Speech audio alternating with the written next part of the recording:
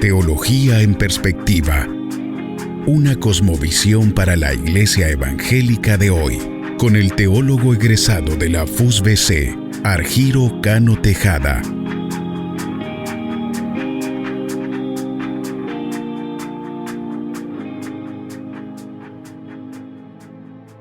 Muchas gracias por seguirme a través de mi blog de Teología en Perspectiva o los audios que puede escuchar en YouTube. Hoy les estaré exponiendo un tema que se encuentra en el Evangelio de Juan, capítulo número 2, versículo del 1 al 12. Supongamos que usted es invitado a unas bodas y al llegar al lugar donde se llevará a cabo, tal vez una finca, un banquete o una iglesia, un templo o a la orilla del mar, una vez que se pone cómodo para presenciar la boda, de pronto al llegar la hora de brindar por los esposos, no les sirven vino sino jugo o tal vez agua. ¿Qué pensaría o cómo se sentiría? En esta oportunidad les estaré exponiendo el tema de una boda sin vino que pereza desde varios aspectos. Primero, les hablaré sobre el contexto lejano. Segundo, el contexto cercano. Como tercero, no faltan los inconvenientes en las bodas. Como cuarto punto, Jesús y las 6 tinajas. Quinto, el centro de la narración, y finalizaré con algunas conclusiones. Creo que una de las riquezas que nos aporta el Evangelio de Juan es precisamente lo que Jesús hacía día a día. En otras palabras, la vida cotidiana de Jesús. En el capítulo número 1, versículo 43, encontramos el siguiente día donde Jesús se encuentra en Galilea y halla a Felipe y le invita a seguirlo. Y igual que Andrés, halla a su hermano Natanael. Son hermanos que están hallando a sus hermanos. Es un capítulo de hallazgos. Pero Juan termina resaltando que quienes están hallando terminan siendo hallados por Jesús. En otras palabras, ellos no están hallando a Jesús. Es Jesús quien los halla. Y así entramos a otro día más en la vida cotidiana de Jesús, donde a él lo invitan a unas bodas. Así que primero entraré a hablarles del contexto lejano de Juan capítulo número 2. Porque el tema de la boda lo podemos encontrar de una manera metafórica, donde Dios mismo le dice a Israel que se desposaría con él. Eso lo encontramos en el Antiguo Testamento. Éxodo capítulo 34, versículo 14. Porque no te has de inclinar a ningún otro Dios, pues Jehová, cuyo nombre es celoso Dios, celoso es. El profeta Isaías capítulo 54, versículo 6 dice: porque como a mujer abandonada y triste de espíritu te llamo Jehová, y como a la esposa de la juventud que repudiada, dijo el Dios tuyo. Ese es el contexto lejano de las bodas de Canaán. Pero luego entraré entonces al segundo punto, y es Jesús y las bodas dentro de un contexto cercano. Juan capítulo 2, versículo del 1 al 2. Al tercer día se hicieron unas bodas en Caná de Galilea y estaban allí la madre de Jesús. Y fueron también invitados a las bodas Jesús y sus discípulos. Así que encontramos allí a Jesús y las reuniones sociales. Creo que uno de los evangelios que nos aporta gran lujo de detalles en cuanto a cómo se celebran las bodas en Israel es precisamente el Evangelio de Mateo. Él habla sobre el tema 8 veces, Marcos 1 vez, Lucas 3 veces y Juan 2 veces. En Mateo capítulo número 9, versículo 15, dice: Jesús les dijo: ¿acaso pueden los que están de bodas tener luto entre tanto que el esposo está con ellos? Pero vendrán días cuando el esposo les será quitado y entonces ayunarán. El capítulo 22, versículo 2 de Mateo dice: el reino de los cielos es semejante a un rey que hizo fiesta de bodas a su hijo. Las bodas más notorias eran celebradas por las personas más pudientes, por la situación económica, claro está. Eran celebraciones que duraban varios días.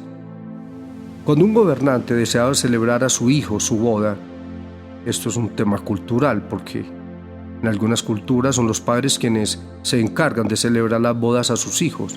En otras culturas, son los que van a contraer matrimonio quienes tienen que correr con todos los gastos. Y lo que hacía el gobernante, según Mateo capítulo 22, era llamar a los siervos y los enviaba a que llamaran a los convidados a las bodas. Claro está que quienes eran o estaban convidados a las bodas también tenían la posibilidad de asistir o no asistir a la boda, como hoy día. Así que se corría el riesgo de que quien era invitado o quien invitaba esperara a que quienes deseaban ir fueran o no. Era un lugar de mucha gastronomía. Lo hacían, según Mateo capítulo número 22, con gran cantidad de comida. Y de hecho cabe decir que a muchos nos gusta asistir a este tipo de invitaciones. Es precisamente por la comida que se reparte. Hay quienes nunca dejarán el lugar hasta que no lo hayan servido. Voy a entrar al tercer punto. Es que no faltan los problemas o inconvenientes en las bodas, porque allí falta algo. En el versículo número 3, el versículo número 5 dice: y faltando el vino, la madre de Jesús le dijo: no tienen vino. Jesús le dijo: ¿qué tienes conmigo, mujer? Aún no ha venido mi hora. Su madre dijo a los que servían: haced todo lo que os dijere. No tienen vino. No es un mero comentario de María, sino que es una declaración teológica sobre el judaísmo que se encuentra ahora con su Mesías en su primer milagro.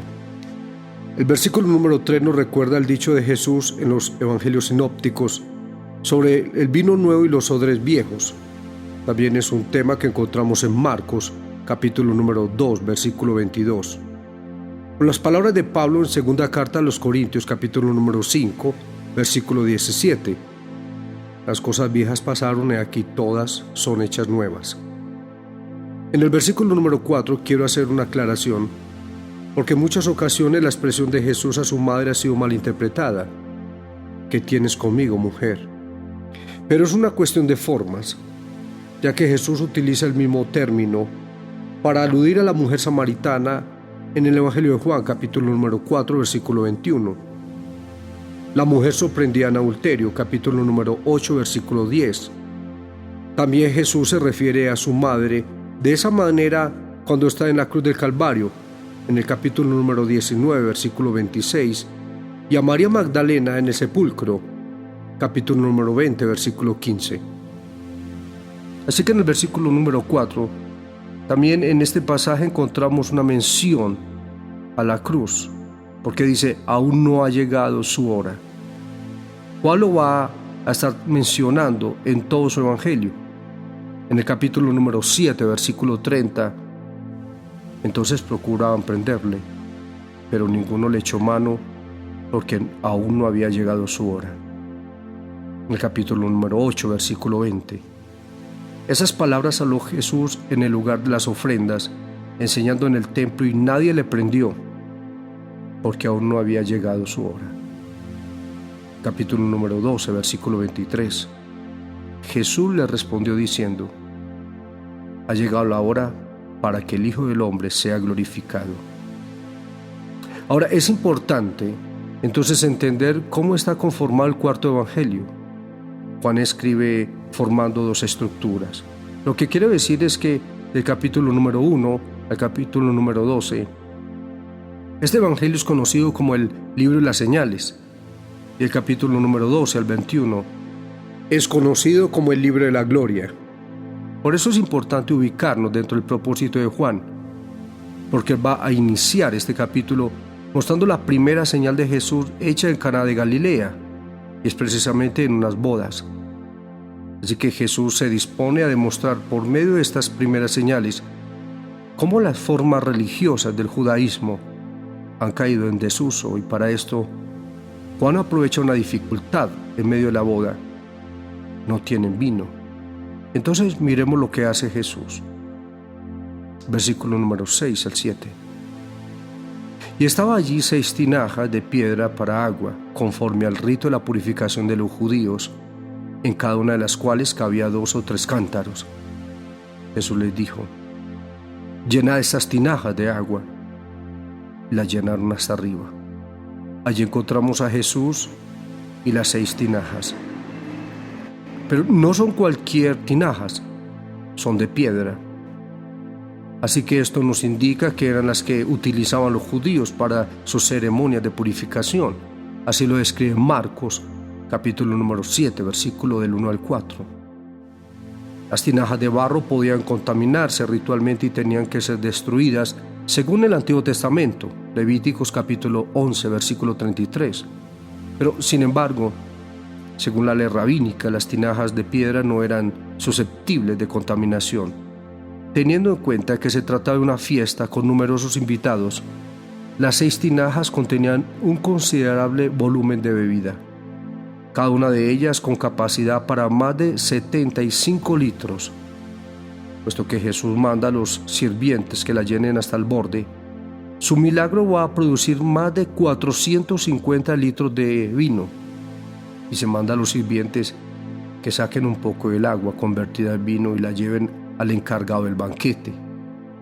Y es allí donde está el centro del mensaje, porque del versículo número 8 al versículo número 12, entonces les dijo: sacad ahora y llevadlo al maestresala. Y lo llevaron. Cuando el maestresala probó el agua hecha vino, sin saber de dónde era, aunque lo sabían los sirvientes que habían sacado el agua, llamó al esposo y le dijo: todo hombre sirve primero el buen vino, y cuando ya han bebido mucho, entonces el inferior. Mas tú has reservado el buen vino hasta ahora. Este principio de señales hizo Jesús en Caná de Galilea y manifestó su gloria, y sus discípulos creyeron en él. Después de esto descendieron a Capernaum, él, su madre, sus hermanos y sus discípulos, y estuvieron allí no muchos días. Este es el centro de la narración. Jesús es el mejor vino. 6 tinajas llenas de algo nuevo. Lo que es más importante se ha agotado. Ya el vino que se servía y el nuevo que trae Jesús lo está sustituyendo. La frase "tú has guardado el mejor vino hasta ahora" se convierte en una afirmación teológica sobre Jesús. Lo nuevo que Jesús vino a traer sustituye lo viejo.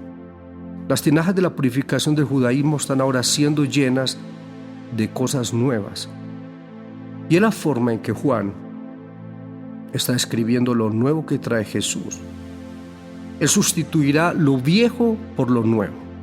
Las tinajas de los rituales judíos y el templo judío, ambas cosas instrumentos para la purificación religiosa, ahora están siendo sustituidas por Cristo.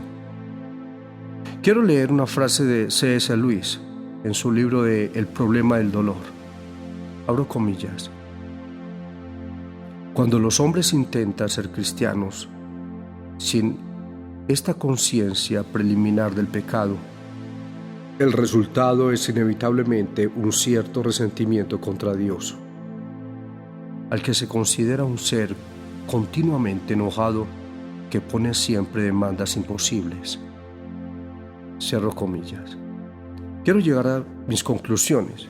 La primera conclusión del texto de Juan, capítulo número 2, versículo 1 al 12, es que creo que hemos creado un mundo de tinajas religiosas, tal vez como las que se describen en Caná, que tal vez tienen mucho que ver con el tema de las formas y no de fondo, donde las instituciones religiosas cada día se preocupan más y más por el qué hacer y no por el ser, más por los números y las cantidades de las personas que la situación y la condición de las mismas. La segunda conclusión es que nos hemos inventado una gran cantidad de rituales y costumbres que tienen mucho de hábitos religiosos, pero que podrían tener poco que ver con los deseos de Dios, donde creemos que lo más importante es ofrecer culto a Dios, como lo hacen y lo hacían los pueblos paganos, que someternos a su voluntad. En otras palabras, creemos que lo que Dios demanda es culto. Entonces, si Dios pide culto le damos, y no importa cómo vivamos. Esta es desafortunadamente la cultura religiosa que hemos creado. ¿De qué están llenas las instituciones religiosas hoy día? tal vez llenas de agua. Pero recordemos que existen gran cantidad de líquidos, como el lodo, el petróleo, la acetona, la glicerina, metanol, veneno. Hay que permitir que Jesús entre a los templos y convierta lo que no es en lo que es. Por años se ha practicado la religión y apariencia basado en lo que no es, en lo irreal, en lo ficticio. Por eso es necesario que Cristo entre nuevamente. ¿Cuántas cosas o prácticas el hombre se ha inventado para purificarse de sus pecados? Pero solo Cristo es el único que puede verdaderamente purificar o limpiar al hombre. Creo que lo que se ofrece en los templos o cualquier institución no puede purificar al hombre, ni puede hacer nada por la purificación del hombre. Solo Cristo lo hizo y lo hace por medio de su sacrificio. Así que la propuesta que nos plantea Juan es cambiar las instituciones y la institucionalidad que tanto defienden muchas personas. Hay que cambiarla por Cristo. Por eso unas bodas sin vino, qué pereza. Porque Cristo es el mejor vino que vino a renovar lo viejo por lo nuevo. Hasta pronto.